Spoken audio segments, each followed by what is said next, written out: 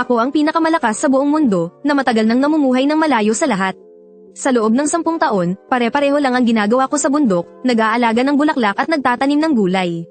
Unti-unti, nagsulputan sa mundo ng cultivation ang maraming dakilang maestro ng espada. At mga grandmaster ng mahika. Kaya naman, paunti ng paunti ang mga bali-balita tungkol sa akin. Hanggang isang araw, ang taniman ko ng gulay ay nasira ng isang handle na bigla na lang pumasok sa aking barrier at inapakan ito. Umiyak siya na parang kawawang-kawawa. Habang humihingi ng tawad, itinatayo niyang muli ang bakod ng taniman. Sa wakas ay nakapasok din ako sa Zuan Tiansect. Pero walang may gustong tumanggap sa akin bilang disipulo. Lahat sila, tingin nila sa akin ay hanggal. Ayaw nila akong turuan. Pero sabi ni inay, may pambihira raw akong talento. Pinagmasdan ko ang batang ito. Wala man lang akong makitang kahit kititing na spiritual energy sa kanya. Ano naman siya magkakaroon ng pambihirang talento? Pero dahil sa sobrang ingay niya, wala akong nagawa kundi tanggapin siya bilang disipulo. Ang hindi ko inaasahan, siya pala ay may isang Chaotic daw body na minsan lang makita sa 10,000 taon. Yung mga tanga sa Zuan Tiansect na malalabo na ang mata. Untik na nilang sirain ang isang walang katulad na hiyas. At lumipas nga ang 5 taon. Si Jiang Xiaomian, mula sa pagiging isang ordinaryong dalaga na hindi man lang marunong magpapasok ng chi sa katawan, ay naging isang napakagandang dalaga na. At ang kanyang cultivation level ay matatag na ring umabot sa huling yugto ng Golden Core. Araw-araw, bukod sa pag-eensayo, tinutulungan niya akong alagaan ang taniman ko ng gulay. Naglalaba, at nagluluto. Simple at mahirap ang buhay sa lambak. Pero masaya at kontento siya rito. Isang araw, pagbalik ko galing sa pangingisda, nakita ko siyang gumagamit ng isang maliit na water spell para diligan ang mga gulay. Sanay na siya sa paggamit nito. Xiaomian, tinawag ko siya. Agad siyang tumigil. Tumakbo siya palapit sa akin. At magalang na kinuha ang basket ng isda. Guro, nakabalik na po kayo. Matatag na ang iyong pagsasanay. Maaari ka nang bumaba ng bundok. Kalmado kong sinabi. Natigilan siya. Agad na nawala ang ngiti sa kanyang mukha. Kaagad na namula ang kanyang mga mata. Guro, itinataboy niyo na po ba ako? Bumalik ka sa Zuan Tiansect. Hindi ko pinansin ang kanyang mga luha. Nagpatuloy ako sa pagsasalita. 5 taon na ang nakalipas. Sinabi nilang isa kang walang kwenta. Pinutol nila ang iyong landas patungo sa kadakilaan. Pagkatapos ng 5 taon, bumalik ka at sabihin sa kanila na sila ang mga bulag. Ang aking disipulo, hindi maaaring bansagang walang kwenta habang buhay. Pero, kinagat niya ang kanyang labi. Puno ng pag-aatubili ang kanyang mga mata. Walang pero-pero, matigas at hindi mapapasubalian ang aking tono. Dapat mong bawiin kung ano ang para sa iyo. Ang mga taong dating minaliit ka, kailangan mong ipakita sa kanila na dapat kanilang tingalin. May kinuha akong isang jade pendant mula sa aking damit. Sinauna ang disenyo nito. Nakaukit dito ang nag-iisang titik na lu. Ito ay ginawa mula sa esensya ng aking dugo. Isang anteng-anteng na inalagaan ko sa loob ng 100 taon. Isuot mo ito. Itinali ko ang jade pendant sa kanyang baywang. Sa mundong ito, iilan na lamang ang mga taong kayang manakit sa iyo. Humayo ka na. Bumalik ka kapag tapos na ang iyong misyon. Alam ni Jiang Xiaomian na hindi niya ako mapipilit. Kaya tumango na lamang siya habang lumuluha. 3 beses siyang yumukod ng husto sa aking harapan. Guro, mag-ingat po kayo. Ang inyong disipulo ay hinding-hindi po kayo bibigyan ng kahihiyan. Palinggan lingon siyang umalis. Ang kanyang anino ay tuluyan ng naglaho sa dulo ng lambak. Muling bumalik ang dating katahimikan sa lambak, na para bang walang anumang nangyari. Matapos bumaba ng bundok si Xiaomian, ang mga araw ay bumalik na naman sa nakakabagot na katahimikan. Maliban na lang sa paminsan-minsang pag-alala sa pagiging lampan ng batang iyon kapag nagdidilig.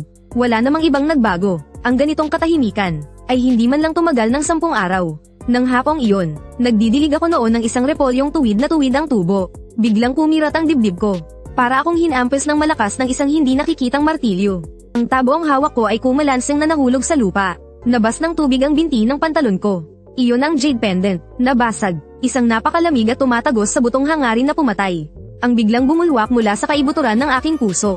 Isang pakiramdam na hindi ko naramdaman sa loob ng 10 taon. Ang jade pendant na iyon ay inalagaan ng asensya ng aking dugo't buhay sa loob ng 100 taon.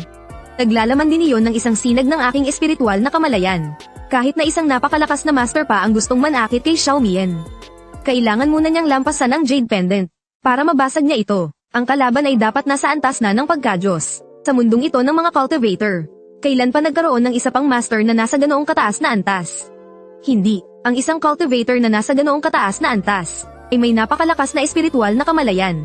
Imposibleng hindi niya maramdaman ang aura ng aking kapangyarihan na nasa jade pendant.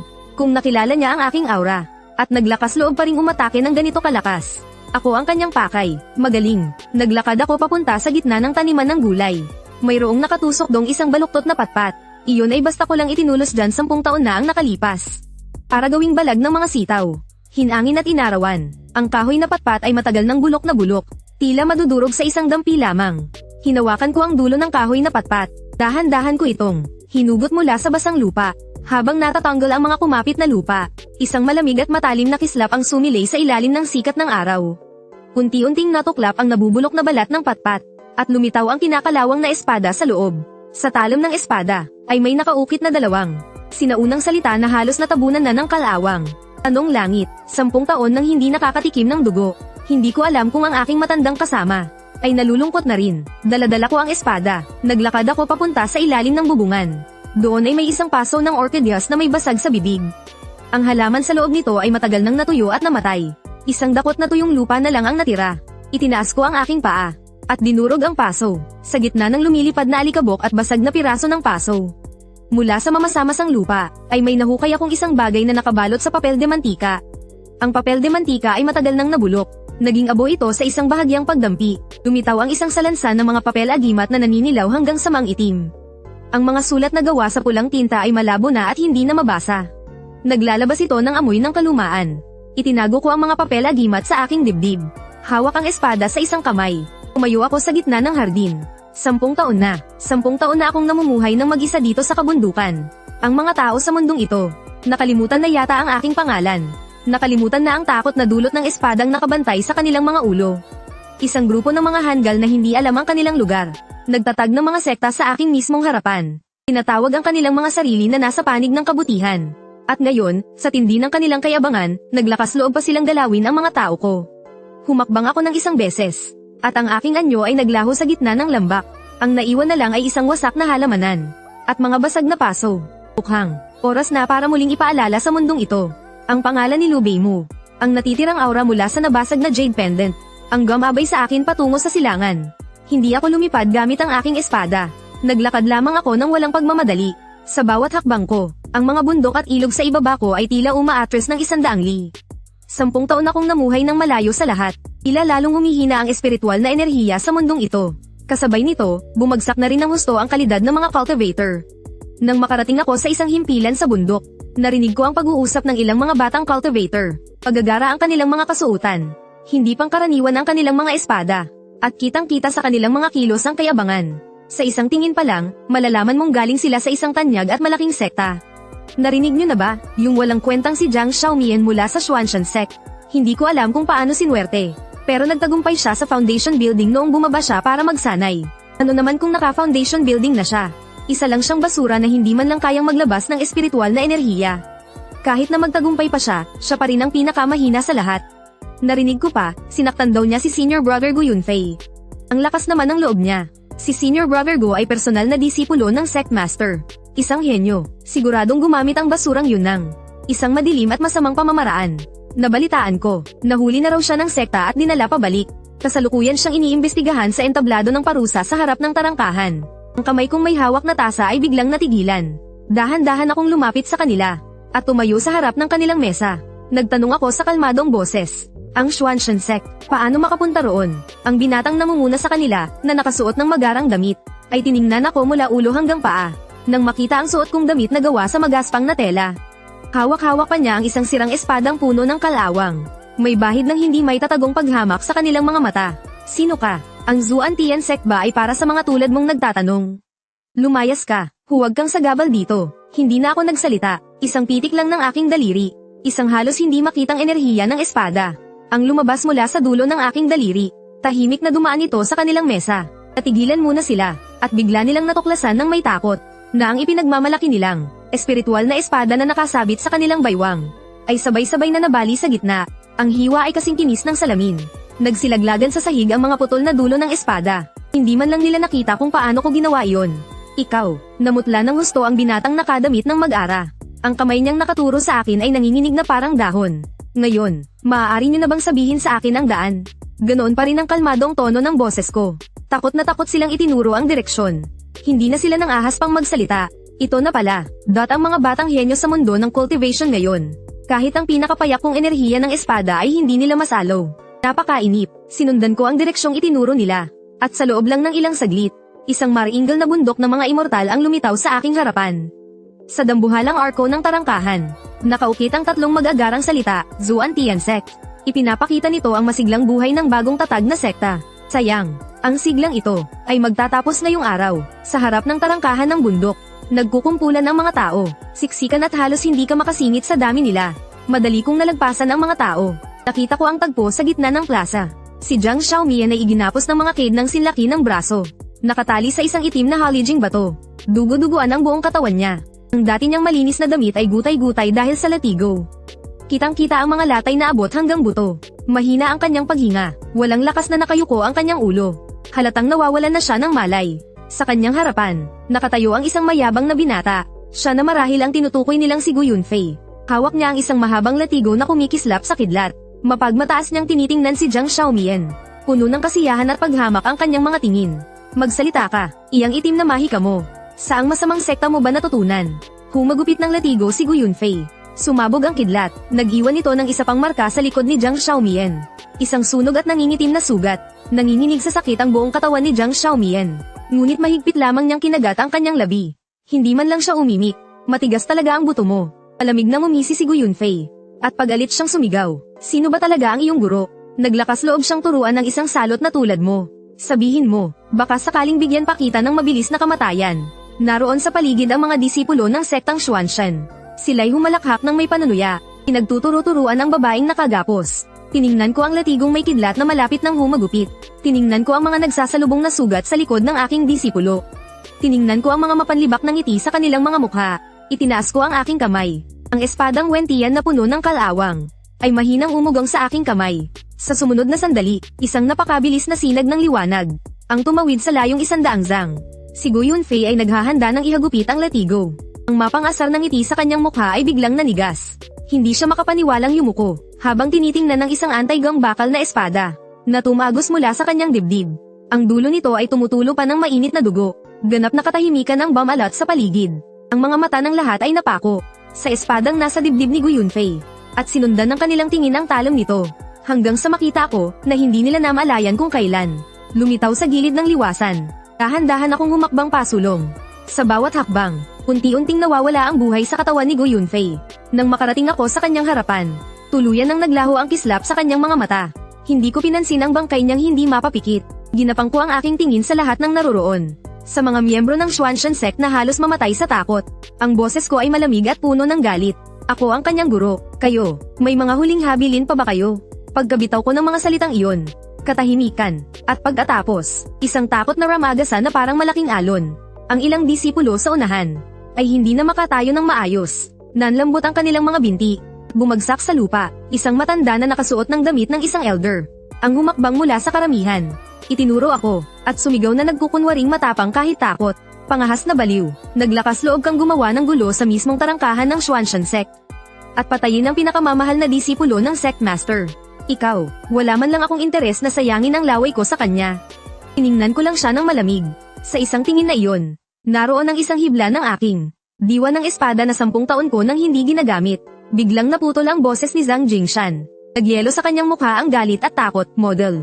Sa sumunod na segundo, sunod-sunod na manipis na linya ng dugo ang sumambulat mula sa ilalim ng kanyang balat. Ang buong katawan niya ay parang isang nabasag na porselana. Walang ingay na naging pinulbos na laman at dugo. Kahit ang kanyang kaluluwa ay hindi nakatakas. Hindi malaman kung sino ang unang tumili. Ang buong plaza ay biglang nagkagulo. Hindi mabilang na mga disipulo ang natarantang tumakbo pa atras. Nais magtago sa loob ng kanilang sekta. Buhayin ang Great Mountain Protection Array. Bilis, buksan ang array. Isang malakas at mababang kalabog. Ang buong pangunahing tuktok ng Zuan-Tian Sect ay nayanig. Isang dambuhalang kurtina ng mapusyaw na asul na liwanag ang pumailan lang. Parang isang malaking mangkok na nakataob. Binalot nito ang buong tarangkahan ng bundok. Sa ibabaw ng harang na liwanag, hindi mabilang na mahiwagang simbolo ang dumadaloy. Naglalabas ng isang sinauna at maraingal na aura. Ito ang pundasyon ng Zuan-Tian Sect sa loob ng 100 taon. Sinasabing kaya nitong pigilan ng isang cultivator na nasa divine transformation stage. Sa kanyang pinakamalakas na atake, habang tinitingnan ng mga nagtago sa likod ng harang na liwanag, na nanginginig pa rin sa takot habang nakatingin sa akin. Mga disipulong may mga tingin puno ng puot at ginhawa.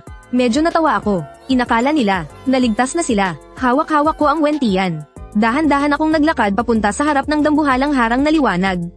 Itinaas ko ang aking kamay, gamit ang dulo ng espada. Sa ibabaw ng pumikinang na array, at marahan ko itong idinikit. Ting, isang malutong na tunog na parang naguumpugang jade. Mula sa gitna kung saan damakit ang dulo ng espada. Isang halos hindi makitang lamat ang biglang lumitaw. At kumalat sa paligid sa nakakakilabot na bilis. Crack! Ang mga lamat, na parang sapot ng gagamba, sa isang iglap, ay bumalat sa buong harang na liwanag. Ang mga taong noong unay inakalang ligtas na. Ang mga disipulo ng sektang Zuan-Tian. Ang tuwa sa kanilang mga mukha ay napalitan ng matinding pangingilabot. Isang malakas na pagsabog.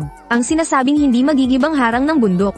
Sa isang turo lamang ng aking daliri, ay nagkapira-piraso at naging di mabilang na tuldok ng liwanag. At naglaho na parang bula. At ngayon, oras na ng pangangaso. Bigla akong naglaho sa aking kinatatayuan. Naganyong isang mailap na multo. At sumuong sa gitna ng mga taong nagsisipagtakbuhan sa takot. Yung disipulo sa labas na minsang pinagtawanan si Xiao Mian. Dahil hindi man lang nito magawang magpasok ng chi sa katawan. Dumaan ang talam ng espadang Wentian sa kanyang leeg. Ang pangungutya sa kanyang mukha ay nanigas magpakailanman. At yung senior sa loob na sinadyang magbuhos ng maruming tubig. Sa katawan ni Xiao Mian. Isang papel na antang-antang ang lumipad mula sa aking manggas. At naging apoy na kayang tumupok sa kalangitan. Tinupok siya nito, kasama ang kanyang mga sigaw. Hanggang sa maging abo at usok. At yung mga nasa ibaba ng entablado ng parusa na nagtatawanan. At nangaasar, tanda ko ang bawat isa sa kanilang mga mukha. Ang espadang Wentian sa aking kamay ay tila nagkaroon ng sariling buhay.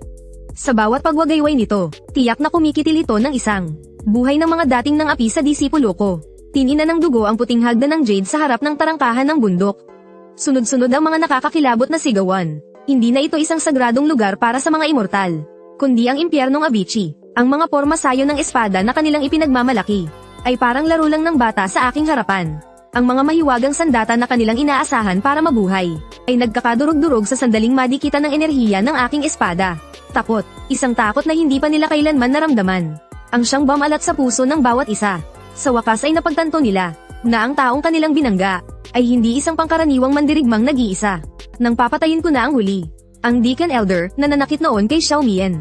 Isang aura na di hamak na mas malakas kaysa kay Zhang Jingshan. Na may kapangyarihang ilang beses na mas matindi. Ang biglang sumiklab mula sa kailaliman ng pangunahing tuktok, at bumalat sa buong Zuan-Tian sect. Isang maringal at galit na tinig, na parang dumadagundong na kulob. Ang umalingaw-ngaw sa aking pandinig. Sino kang hamak na nilalang? Ang naglakas loob na gumawa ng gulo sa aking Zuan-Tian sect. Kasabay ng galit na sigaw na iyon, isang guhit ng liwanag ang lumabas mula sa tuktok ng bundok, at sa isang iglap ay lumapag sa gitna ng plaza. Ang dumating ay nakasuot ng itim na robo ng Sect Master, na may birdang ginto sa mga laylayan. May suot na koro ng purpurang ginto, at may payat ngunit pinong mukha, isang itsurang may tindig ng isang immortal.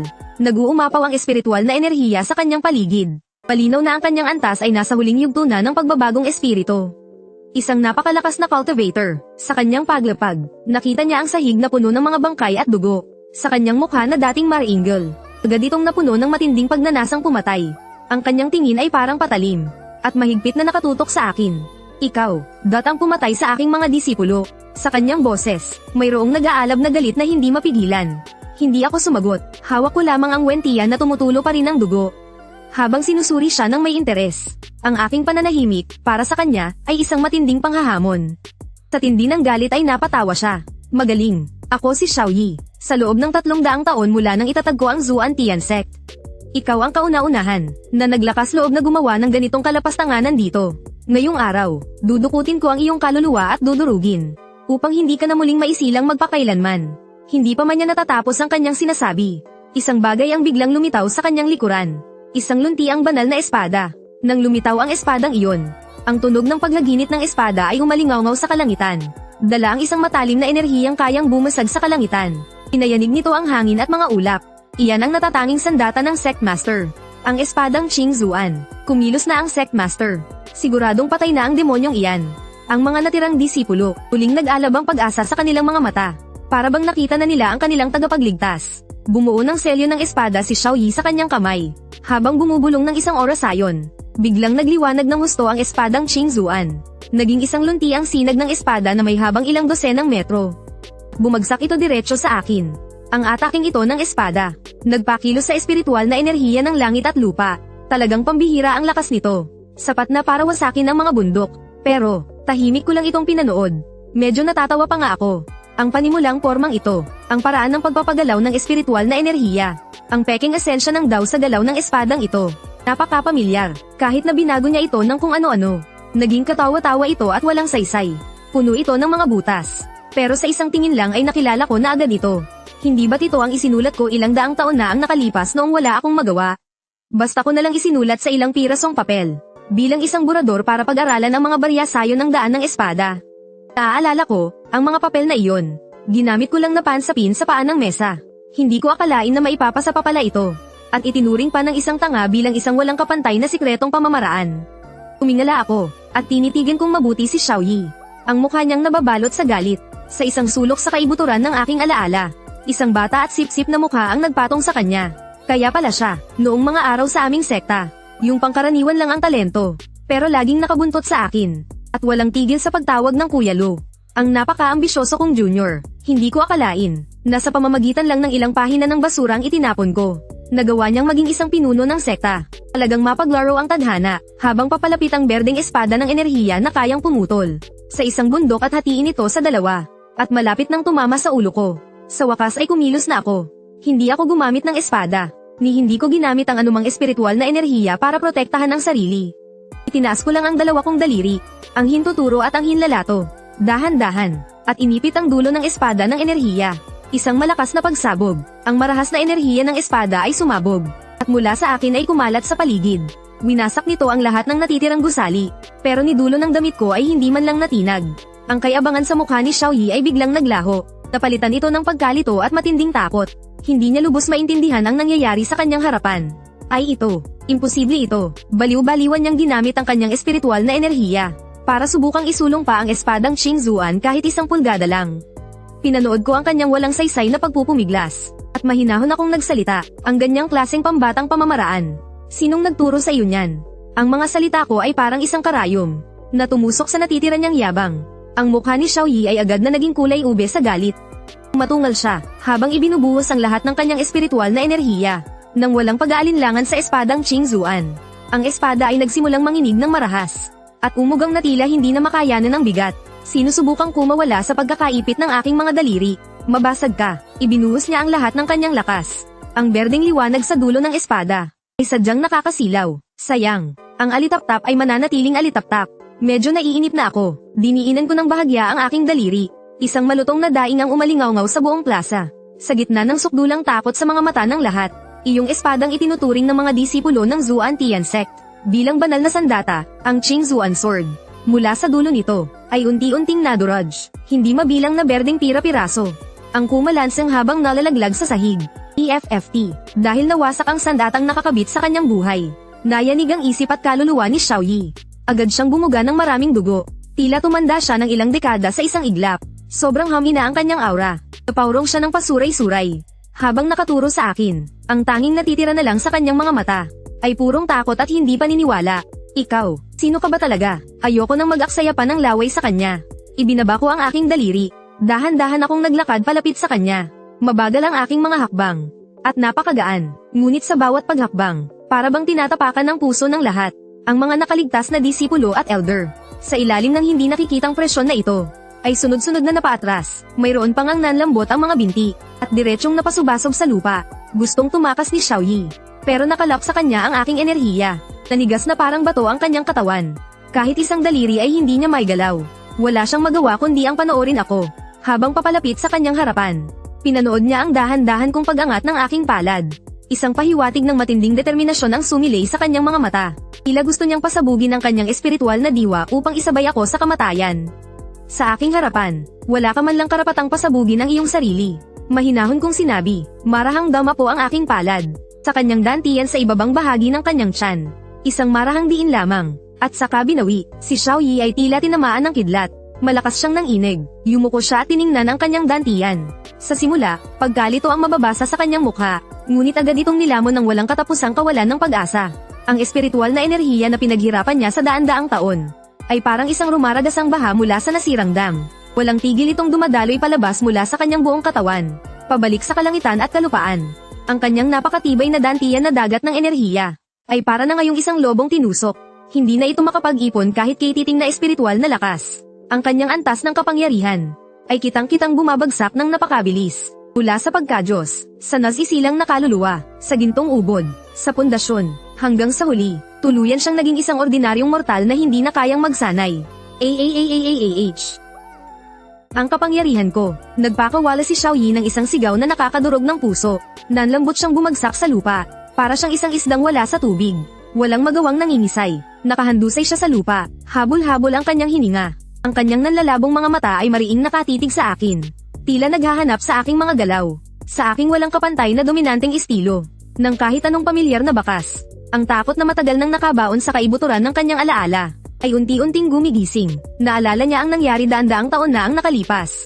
Ang aninong iyon na parang Diyos at demonyo na yumayanig. Sa isang buong kapanahunan, naalala niya ang basta nalang itinapon ng taong iyon. Ngunit para sa kanya ay isang napakahalagang kayamanan na pira-pirasong scroll ng teknik. Naalala niya ang mahinahong kilos ng taong iyon, na kayang magpawalang kulay sa langit at lupa gamit ang kanyang kataas-taasang diwa ng espada. Ang lalaking nasa harapan niya na mukhang pangkaraniwan lamang, at ang anino mula sa mga alamat, ay dahan-daang nag-isa. Biglang nanliit ang kanyang mga mata.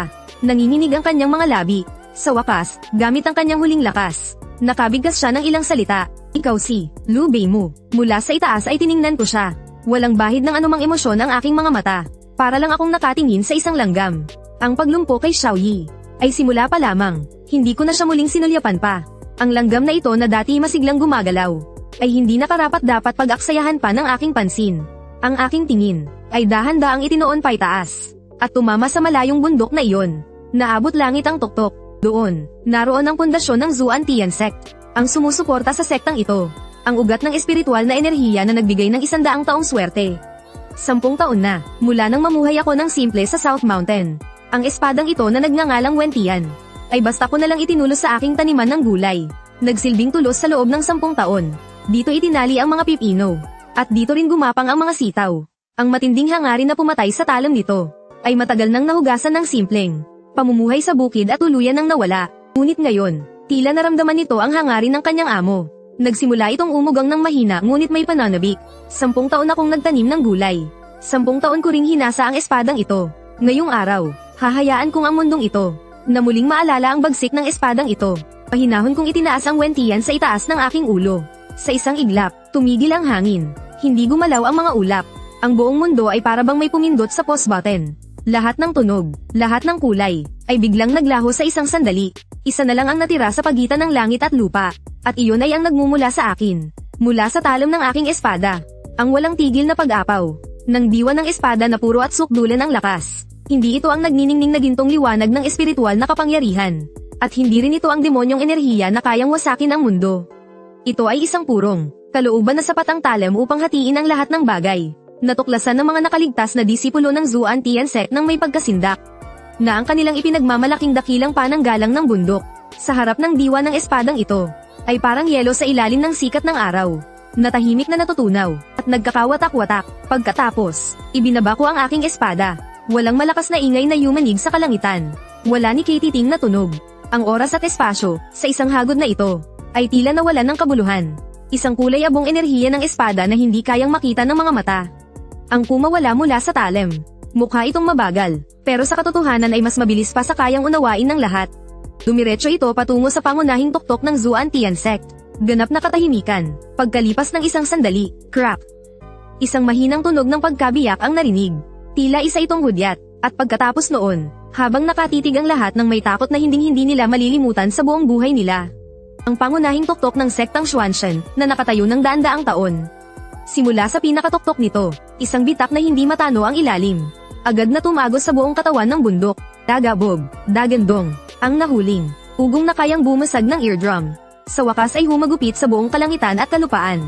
Ang malawak na espiritual na ugat na sumusuporta sa sektang Xuanshan. Sa ilalim ng walang kapantay na tindi ng hiwang ito, ay sapilitang pinutol mula sa gitna. Di mabilang na purong enerhiyang espiritual, na parang tubig mula sa isang nasirang dam, ay biglang umapaw. Naging isang bagyong humagupit sa lahat ng direksyon. Ang bundok, ay nagsimulang gumuho, gumulong ang dambuhalang mga bato. Bumagsak ang mga palasyo. Ang sektang ito na sumikat sa mundo ng mga cultivator, itinuturing na pinuno ng bagong henerasyon, ay ganito na lamang sa aking harapan. Naging isang malawak na guho. Hamupa ang bagyo, nawala ang usok at alikabok. Dala ang aking espada. Dahan-dahan akong naglakad patungo sa tarangkahan na ngayoy mga durog na bato na lamang. Marahang gumuhit ang dulo ng aking espada sa lupa. Tila isang panulat na bakal na sumusulat sa papel. Nagtalsikan ang mga durog na bato. Isang malalim na marka ng espada ang naiwan sa mga guho. Matalim at marahas ang mga guhit. Umaapaw ang nakamamatay na aura. Sapat na upang kahit ang mga cultivator pagkaraan ng libo-libong taon ay manginig pa rin sa takot kapag nakita ito. Nakasulat doon ay iisang pangungusap lamang. Ang sino mang umapi sa aking disipulo ay matutulad sa sektang ito. Mula ngayon, ang pangalang May Strong Espada Lubeimu ay hindi na isang alamat, kundi isang aninong nakabitin sa ulunan ng buong mundo ng mga cultivator. Isang bagong bangungot. Pagkatapos gawin ang lahat ng ito, walang ingat kong ipinatong sa aking balikat ang Wentian Sword. Para bang isang asarol lang ang pasan ko. Sa aking likuran, naroon ang guhong tarangkahan ng bundok, at ang isang linyang malalim na nakaukit sa lupa. Isang marka ng espada na sapat para panginigin sa takot ang lahat ng cultivator sa hinaharap. Sa aking harapan, naroon ang plasa na balot sa nakamamatay na katahimikan, at ang mga nakahandusay sa lupa, na may mga matang walang buhay, na tila ba hinigop ang lahat ng kanilang kaluluwa. Ang mga nakaligtas mula sa sektang Xuanshen. Hindi ko na sila tinapunan pa ng tingin. Humakbang ako, naglakad ako patungo sa haligi ng parusa sa gitna ng plaza. Ang hangin ay puno ng masangsang na amoy ng dugo at alikabok, pati na rin ang isang bagay na tinatawag na takot. Isang presensya na halos mahahawakan na sa kapal. Wala akong pakialam. Diretso akong naglakad sa harap ng haligi ng parusa. Ang aking munting disipulo, si Jiang Xiaomian, ay nakatali sa malamig na Holly Jingzhu antay na iyon. Ang dati niyang masiglang mukha ay mapatla na ngayon na parang papel. Napakahina ng kanyang hininga, na tila ba anumang oras ay mawawala. Pero gising pa siya. Itinaas niya ang kanyang ulo. Nakita niya ako. Sa kanyang mga mata na nawalan na ng kislap, biglang sumilay ang isang munting liwanag, na agad ding tinabyunan ng rumaragas ang mga luha. Ang mga kid nang nakagapos sa kanya ay gawa sa dinalisay na cold iron. Isang kagamitang mahika na espesyal na ginawa para isara ang mga ugat espiritual ng isang cultivator. Ni hindi ko na inabalang bunutin ang aking espada. Inunat ko lang ang dalawa kong daliri, at marahang pinitik ang mga kadena. Ting, isang mataginting na, tunog na parang naputol na kwerdas ang narinig. Ang napakatibay na kid ng Zuantay. Kasabay ng tunog, ay nagkadurog-durog. Naging pinong pulbos ito sa lupa. Nawalan siya ng suporta, model. Ang malambot na katawan ni Jiang Xiaomian ay bumagsak pasulong. Inabot ko ang aking kamay, at niyakap siya. Napakagaan. Mas magaan pa sa pinakamalaki kong kundol sa taniman. Guro, sumandal siya sa aking dibdib. Gamit ang lahat ng kanyang lakas. Sinabi niya ang dalawang salitang iyon habang humihikbi. Pagkatapos ay hindi na siya muling nakapagsalita. Mahigpit na lamang siyang kumapit sa aking damit. Ang kanyang mga luha ay tahimik na bumasa sa aking dibdib. Nararamdaman ko, ang mga ugat ng espiritu sa kanyang katawan ay malapit ng masira. Malubhang napinsala ang kanyang mga lamang loob. Ipinatong ko ang isang palad sa kanyang likuran. Isang banayad at dalisay na espiritual na lakas. Ang dahan-daang pumasok sa kanyang katawan. Inaayos ang kanyang mga nasirang ugat. Inapatatag ang kanyang humihinang lakas ng buhay. Tumigil sa panginginig ang kanyang katawan. At unti-unti ring huminahon ang kanyang paghinga. Tumingin ako sa ibaba. Pinagmasdan ng alagad kong ito na nasa aking mga bisig, na umiiyak na parang munting kuting. Ang puso kong 10 taon nang hindi natitinag. Sa wakas ay naantig din. Ayos na ang lahat. Pag-ulong kong sabi. Hindi malakas ang boses ko, ngunit malinaw na umalingaw-ngaw sa buong tahimik na plaza. Iuuwi ka ng iyong guro. Pagkasabi nyon, kinarga ko siya, at tumalikod para umalis. Sa aking likuran, ay ang hindi mabilang na mga tingin ng takot, paghanga, at pagkalito. Ito ang pagbagsak ng isang sekta. At ang muling pagsilang ng isang alamat. Ngunit hindi ako lumingon. Matapos maglakad ng malayo, si Jiang Xiaomian na nasa aking mga bisig. Sa wakas, naging panatag na ang kanyang paghinga. Sumiksik siya sa aking yakap, gamit ang kanyang boses na may halong pagkapongo. Kasinliit ng huni ng lamok. Pag-ulong siyang nagtanong, Guro, tayo, babalik pa po ba tayo sa Nanshan? Oo, syempre, babalik tayo. Habang buhat ko siya, paisa-isang hakbang, naglakad kami pabalik sa Nanshan. Ang mga guho ng Xuanshan sect, ang pagyanig sa mundo ng cultivation, ang takot ng daan-daang sekta, lahat ng iyon ay wala nang kinalaman sa akin. Ang aking mundo, ay muling naging itong maliit na lupain ng Nanshan, at itong munting disipulo sa aking mga bisig na nawala at muling natagpuan. Ganoon pa rin ang itsura ng maliit na kubo. Ang mga halaman at bulaklak sa hardin. Sa loob ng ilang araw na wala ako, ay nanatiling naalagaan ng mabuti ng spell formation. Si Jiang Xiaomian, ay dahan-dahan kong inihiga sa kama sa sarili niyang kwarto. Dahil naubos ang kanyang spiritual energy at sa tindi ng kanyang mga sugat. Mahimbing na siyang nakatulog. Hindi ako gumamit ng anumang komplikadong gamot. Pinadaloy ko lang ang tubig mula sa bukal ng spirit spring sa likod ng bundok. At ginamit ang pinakadalisay na spiritual energy sa mundong ito para linisin ang kanyang mga sugat. Pagkatapos, mula sa ilalim ng kama, kumuha ako ng isang maalikabok na kahon na gawa sa kahoy. Mula sa loob, basta na lang ako. Dumampot ng isang maitim at bilog na tableta. At isinubo ito sa kanya. Ginawa ko lang ang bagay na iyon para katuwaan noon. Matagal ko nang nakalimutan kung ano ang eksaktong epekto nito. Ang naaalala ko lang ay ginagawa ko itong parang candy. Masyado kasing malakas ang spiritual energy nito kaya medyo mainit sa pakiramdam. Patapos kong gawin ang lahat ng iyon, bumalik na naman ako sa pagtatanim ng gulay. At pangingisda, mga araw ng pag-idlip, ang tanging pinagkaiba lang ay, may isa nang laging nakabuntot sa akin. Matapos magising si Jiang Xiaomian, hindi na siya kasing ingay ng dati. Hindi na rin siya basta-basta umiiyak. Naging mas tahimik na lang siya. At mas naging masipag. Araw-araw, bago pa man sumikat ang araw, tumatakbo na siya mag-isa papunta sa bakuran. Paulit-ulit niyang pinaprakti ang mga galaw ng espada na itinuro ko sa kanya. Ang potensyal ng kanyang Chaos Dao Body, matapos maranasan ang bingit ng kamatayan, ay tuluyan ng lumabas. Ang lakas espiritual sa kanyang katawan ay hindi na tulad ng tubig na hindi umaagos. Sa halip, ito'y naging parang isang rumaragasang ilog. Sa bawat pagwagayway niya ng espada, may kasama itong isang matalas na enerhiya na kahit ako'y nagugulat. Ang kanyang Dao Heart, sa gitna ng dugo at apoy, ay naging napakatibay at hindi matitinag. Ako naman, tamad pa rin. Ang Wentian Sword ay muli kong itinusok sa taniman ng gulay. Paminsan-minsan, kapag sa tingin ko'y nakakasagabal ito roon, binubunot ko ito para gamitin ang matalim nitong talam para magbalat ng prutas. O kaya'y gamitin ang katawan nito para pumalo ng ilang mga langaw na pakalat-kalat. Yung mga mula sa ilalim ng paso, yung mga sinaunang papel de anteng-anteng na natagpuan ko, ay isiniksik ko na rin pabalik. At sinigurado ko pang masiksik ng maigi, para hindi na naman lumabas kapag diniligan ko balang araw. Ang lahat ay pareho pa rin tulad ng 10 taon na ang nakalipas. Payapang-payapa, para bang ang massacre na iyon sa Xuanshan Sect, ay isa lamang panaginip na nakalimutan na.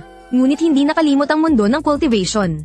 Paminsan-minsan, may mga walang muwang na batang cultivator na dumadaan habang nakasakay sa kanilang espada. 100 milya pa ang layo mula sa aking barrier. Ay parang bumabangga na sila sa isang pader na hindi nakikita. At sa tindi ng takot ay magmamadali silang tumakas. Dahan-dahan, ang 1,000 milyang nakapalibot sa Nanshan ay naging isang ipinagbabawal na lugar sa mundo ng cultivation. Ang mga sabi-sabi tungkol sa akin ay kumalat na rin sa mundo ng kultibasyon sa hindi mabilang na bersyon. Sabi ng iba, muling nagpakita si Sword Venerable Lu Beimu para linisin ang sarili niyang hanay. Sabi naman ng iba, matagal na siyang bumagsak sa landas ng kadiliman. At ng araw na iyon, ang pakay niya ay isang sinaunang artipakto ng kadiliman. May nagsasabi pa, na sa totoo lang, matagal na siyang patay. At itong nakikita ngayon ay isang sinaunang dakilang demonyo na sumapi lang sa kanyang katawan. Pero sa lahat ng sabi-sabi, mayroon itong iisang conclusion. Pwede mong kalabanin ang kahit sino sa mundo. Pero hindi mo dapat apakan ang gulayan sa Nanshan. At lalo na, huwag mong gagalawin ang batang babae na sabi nila ay napakaiyakin.